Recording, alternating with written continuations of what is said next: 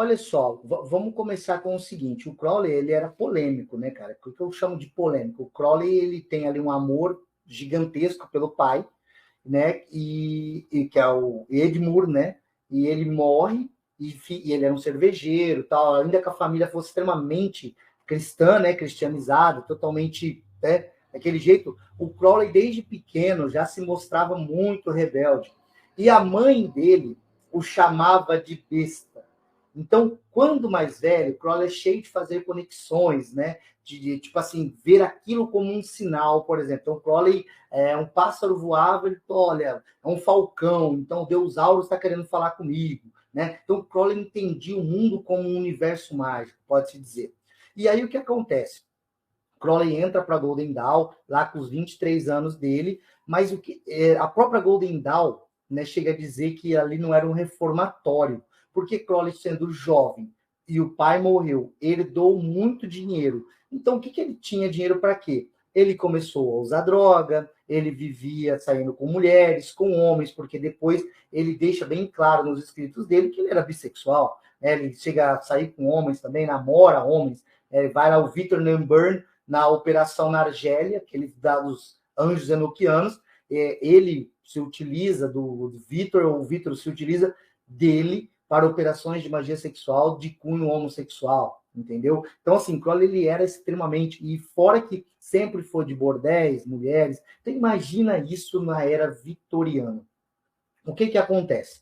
Quando Crowley começa a crescer e tal, conhece ali a figura do Matters, que é ali o primeiro visão de grande mestre que ele tem, ele já tinha tido, claro, Cecil Jones, Alan Bennett, cujo qual ele vê como um grande magista, mas a figura do Matters é a figura do mago Merlin, né? Matters era um dos fundadores da Golden Dawn. Então ele tinha, o Crowley tinha nele ali cara, esse cara é intelectual, erudito, um grande magista. Só que o que acontece? Crowley casa com Rose Kelly, vai para o Cairo, toma contato ali com o Aiwass, o livro da lei, volta e conta para o Matters. Quando ele conta para o Matters que ele teve contato com os mestres secretos, o Matters não aceita. Por quê? O Matters aceitando isso, o Matters está aceitando o quê? Que o Crowley, que tinha entrado ali numa ordem dele, a partir de agora ele está em contato com os mestres secretos e o Matters está numa iniciação inferior a isso, ainda que o Matters alegava já estar em contato com os mestres secretos. O que depois foi descoberto que muito disso não era real e que a Anne Sprengel, que era uma iniciada alemã, talvez nunca tenha existido. Essa é a verdadeira história da Golden Dawn aí, né? O que acontece?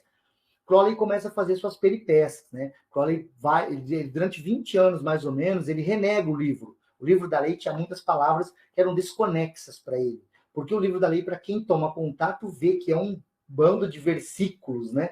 Cujos quais, se você não tiver um contexto telêmico, não tiver alguém para te dar uma mão ali, você fica completamente perdido, né? E, coincidentemente, Crowley também escreve dessa maneira. Né? Crowley, ele gostava de incitar o público. Então, por exemplo, tem diários dele que ele diz que ele chegou a matar milhões de crianças e nada mais era do que uma metáfora ou um deboche dele em dizer que ele se masturbava frequentemente, entende? Então, imagina isso para a imprensa da época. Então, Crowley viaja por muitos países e cada lugar que ele vai, ele gera um determinado desconforto. Teve lugar que ele foi e ele chega no lugar e ele manda uma carta para a prefeitura local dizendo que aquela cidade precisava ter um bordel, entende? Então, é um cara polêmico para a época. Imagina se hoje talvez Crowley fosse arroz com feijão ou um macarrão de domingo, mas para a época dele, né, no período que ele vive ali, até ele morre, né, em 1947, então ele torna esse período aí extremamente conturbado. E claro que ele monta uma abadia, então tem práticas com sacrifício a animais, tem práticas sexuais, tem utilização de drogas, tem inúmeros casamentos que dão errado, gente que sai de lá completamente maluca. E todos os lugares que o Crowley frequentou acabou sendo um ambiente denso, pesado, onde coisas aconteciam, sejam sobrenaturais ou muitas vezes naturais. Pólvora e fogo. Não tem jeito, vai dar merda, entendeu? Então, Crowley ganha essa figura. E quando ele começa a estudar e receber os seus motes, os seus nomes que ele muda a vida inteira, um dos nomes que ele adota é Tumegatherium, que em grego significa a grande besta, né?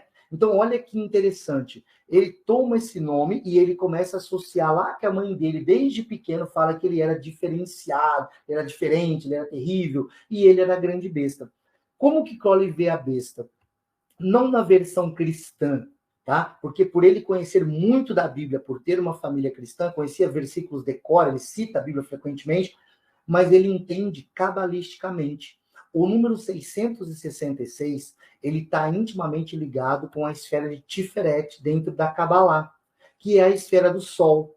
Então, o número 666 nada mais era do que um número místico, que relacionava o homem com o seu verdadeiro ser, o que ele chamou de Therion, de a besta. Todo homem que ia contra, né, ou fazia alguma coisa contrária ao que o mundo estava e se levantava, se autoconhecia, entrava em contato com o seu verdadeiro ser, de certa forma esse homem estava encarnando essa besta, esse Therion interior, né? Então, Crowley se lança ao mundo e começa a assinar como mestre Therion. Então, o mestre é a besta 666. Então, isso daí, quem está no contexto ocultista, jamais verá o 666 como algo negativo. Vai ver como um número místico do Sol, como um símbolo da iluminação, como um símbolo solar, mas Crowley claramente não fazia questão nenhuma de explicar isso para ninguém, né? A não ser os seus escritos. E, obviamente, acabou gerando essa influência total da besta sobre o mundo. E, claro, Crowley, conhecendo a Bíblia como conhecia, utilizava-se da imagem do Apocalipse para entender que ele estava trazendo as mensagens de uma nova era, onde o cristianismo seria destruído e deixado para trás, e um novo Aeon surgiria, o Aeon de Horus, o Aeon do Deus que ele teve contato no Egito, né? Essa influência, ela chegou aqui no Ocidente, né, no nosso lado, que ele era ocidental a propósito, na figura do Raul Seixas. O Raul Seixas, ele nunca chegou, de fato, a ser um iniciado numa ordem telêmica. Ele até comenta dele ter tentado ser um iniciado na OTO, como com o grau de Minerval, mas nem no grau de Minerval ele chegou. Chegou a dar uma lida a respeito e tal, e ele faz até uma piada no baú do Raul, que ele chegou a fumar os papiros que deram para ele. Claro que ninguém deu papiro nenhum, mas era só uma piada para dizer que ele nunca foi um cara de ordens quadradinhas. O cara que era, de fato, aficionado ou ficou muito apaixonado pela figura do Crowley, né, pela figura de Telemann, foi o Paulo Coelho, que claramente teve uma influência muito pesada nessa questão de entregar, porque o Raul, o Paulo Coelho, ele era mais erudito, mais intelectual. O Raul, ele era mais visceral, né, mais sentir. O que acontece? No apresentar Telemann para Raul, Raul viu ali a expressão do que ele queria entregar através do rock. Então você vai ver muitas músicas do Raul Seixas que tem uma explicação telêmica fantástica. Você vai ver, por exemplo, Sociedade Alternativa, que no meio da música ele grita bem claro, o número da besta 666 chama-se Aleister Crowley, tá? Óbvio que ele faz uma alusão ao Crowley. Ele faz uma música chamada A Lei, onde ele parafraseia, né, todas as frases de um liber, ou de um livro do Crowley, chamado Liberós, ou o livro da liberdade, onde fala que todo homem tem direito de comer o que quiser, beber o que quiser, andar por onde quiser, né? Assim, todas as vontades e direitos do homem como ser humano.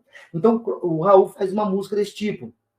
E também faz algumas músicas em alusão às questões sexuais também, já que o Crowley, basicamente, o sistema telêmico, foi desenhado dentro de uma interação no It Hadith e uma interação de magia sexual, né? Então, enfim, Crowley chega a comentar que quando ele conhece a magia sexual, quando ele conhece os arcanos sexuais, inclusive pertencentes ao OTO, ele teria resumido toda a carreira mágica dele em cima daqueles arcanos da magia sexual, que era a chave de tudo. E o Raul Seixas faz várias alusões ao Crowley e a Telemann, né? Porque isso realmente era a língua que o Raul queria entregar. A língua de cada um fazer o que quer, pensar o que quer, escrever o que quer, comer o que quer, né? E diferente de um anarquismo idiota, né? Vamos dizer que era um anarquismo cultural aí, mas com os ditames do homem ser livre sem interferir com a vontade do outro, entendeu? Então, esse era um ponto bem chave. E agora, para ir para a última parte que você comentou, a influência de Aleister Crowley.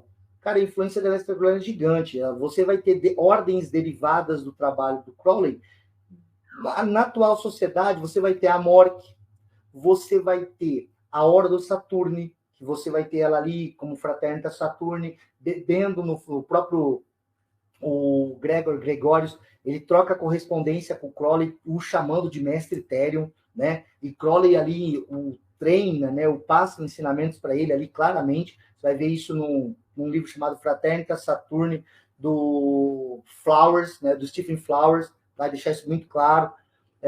Crowley influencia ordens como a Fra, como a Mork, né? Então, assim, Crowley esteve envolvido em inúmeros movimentos. Por quê? Porque ele foi praticar yoga, ele viajou para o Ceilão, viajou para a China, viajou para o Tibete, viajou para o México, viajou para os Estados Unidos. E cada um desses lugares ele caía de cabeça.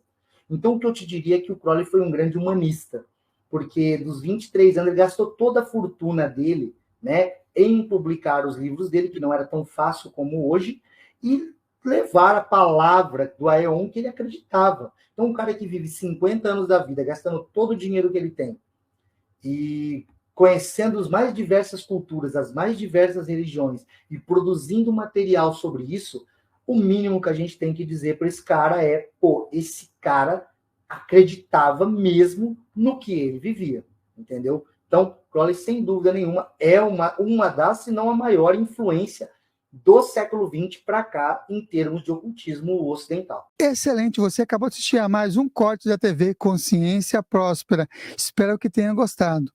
Caso tenha interesse em assistir o episódio completo, basta clicar no link que está na descrição deste vídeo. E se você quer receber mais conteúdo sobre desenvolvimento pessoal, espiritualidade e autoconhecimento, se inscreva aqui no canal. Gratidão e que as melhores energias cheguem até você.